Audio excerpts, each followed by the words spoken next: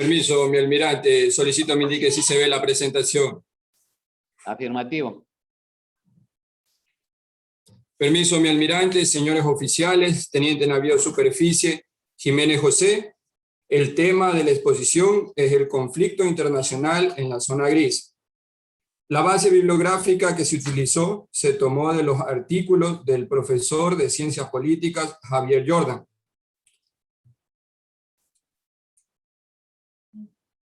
Para el desarrollo se va a llevar la siguiente agenda.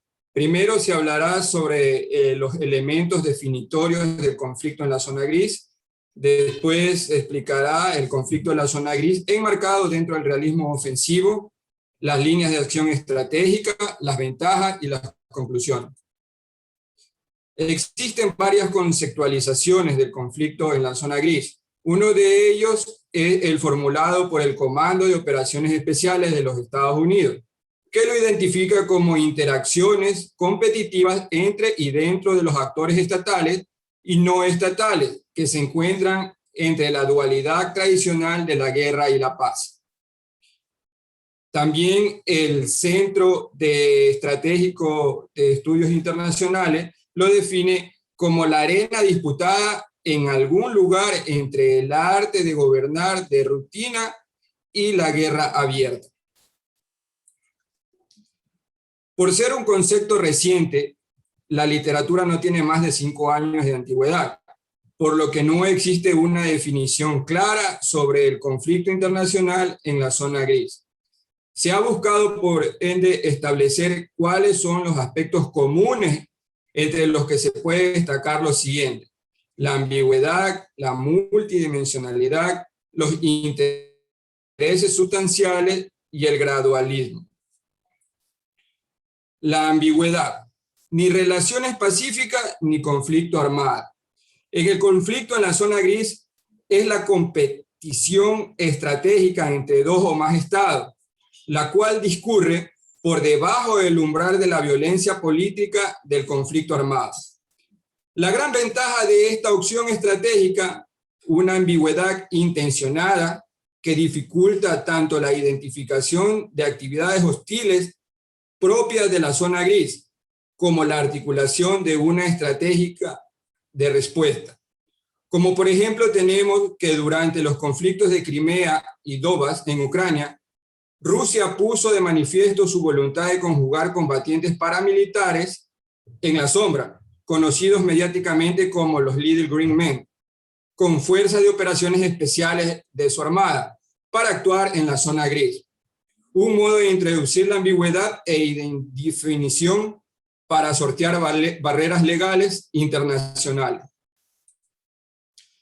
Es multidimensional, ya que el conflicto en la zona gris es empleado intencionado, multidimensional e integrado de diversos instrumentos del poder, políticos, económicos, sociales, informacionales, diplomáticos y también militares.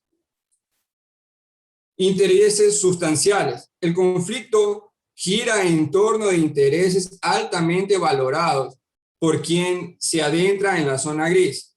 Los beneficios esperados superan los costes de abandonar la vía diplomática convencional y cruzar eventuales líneas rojas o de testearla. El gradualismo. Se trata de un conflicto a largo plazo, donde abundan las acciones concebidas e interconectadas para lograr el progreso de manera paulatina. Ese gradualismo es una adaptación táctica que pretende evitar respuestas contundentes al tiempo que va modificando la situación estratégica por suma de efectos. A partir de estos 4 aspectos comunes en la literatura, Javier Jordan realiza la siguiente definición. La zona gris es un espacio intermedio entre el espectro del conflicto político que separa la competición acorde a las pautas convencionales de hacer política del enfrentamiento armado directo y continuo. El conflicto en la zona gris gira en torno a la incompatibilidad relevante para al menos uno de los actores. Las estrategias utilizadas son multidimensionales, de implementación gradual y con objetivos a largo plazo. Una vez que se ha llegado a una definición, vamos a hablar de las causas del conflicto, cuáles son sus fines que persigue, y para esto se ha tomado la conceptualización que realiza el profesor John Mearsheimer, un politólogo estadounidense de relaciones internacionales, quien enmarca al conflicto político en la zona gris en el realismo ofensivo. Como primera línea de acción, en el siguiente cuadro podemos ver que las teorías de negocios, de conflictos internacionales, en este cuadro podemos ver que las teorías de negociación internacionales se dividen en 4 grandes teorías: la teoría liberal, el marxismo, el constructivismo y el realismo ofensivo. En el realismo existen 4 subteorías: el realismo defensivo, el realismo ofensivo y el realismo estructural. El realismo ofensivo es el que argumenta que existen o todos los estados deben realizar medidas expansionistas para asegurar los intereses nacionales de un país. El profesor Mearsheimer centra su análisis en las grandes potencias, por ser estas las que ejercen mayor influencia sobre el sistema internacional. Para esto ha establecido 4 principios básicos: anarquía, grandes potencias, incertidumbre, supervivencia y racionalidad. La anarquía no es sinónimo de un caos y desorden, sino de una ausencia de una autoridad centralizada por encima de los diferentes estados.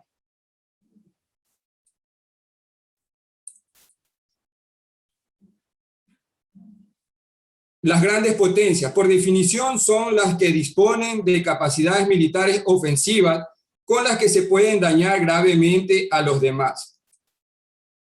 La incertidumbre. Dentro de los estados se producen cuando no se conoce con seguridad las intenciones de los otros estados. Quizás no sean hostiles, pero la incertidumbre resulta inevitable. La supervivencia constituye el objetivo básico de cualquier gran potencia y más en concreto busca conservar su integridad territorial y su soberanía política.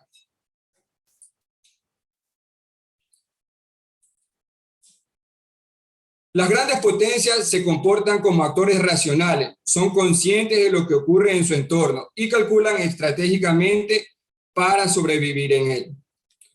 Luego de definir cuáles son las posibles causas del conflicto, enmarcándolas en el realismo ofensivo de Mearsheimer, ahora vamos a especificar cuáles son los medios y los modos y cómo aplicar las líneas de acción estratégica en la zona gris.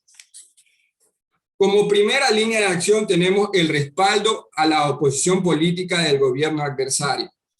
Como podemos ver en la lámina, este respaldo puede ir asimismo de manera gradual, iniciando con acciones de bajo impacto como son el respaldo político y mediático a opositores,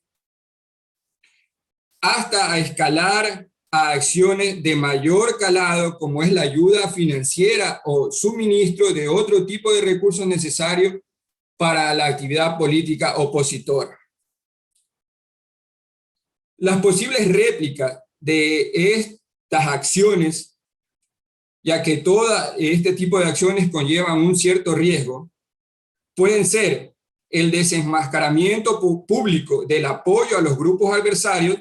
También puede ocurrir que la nación afectada brinde apoyos a esos grupos oposición rival y la denuncia públicamente de la corrupción en ese estado. Como un ejemplo se ha puesto lo que ocurre en Pakistán, quien instó a la comunidad internacional a llevar a juicio a funcionarios civiles y militares del gobierno indio, debido a crímenes de lesa humanidad que se estaban cometiendo en los poblados de Cachemira, administrados por la India.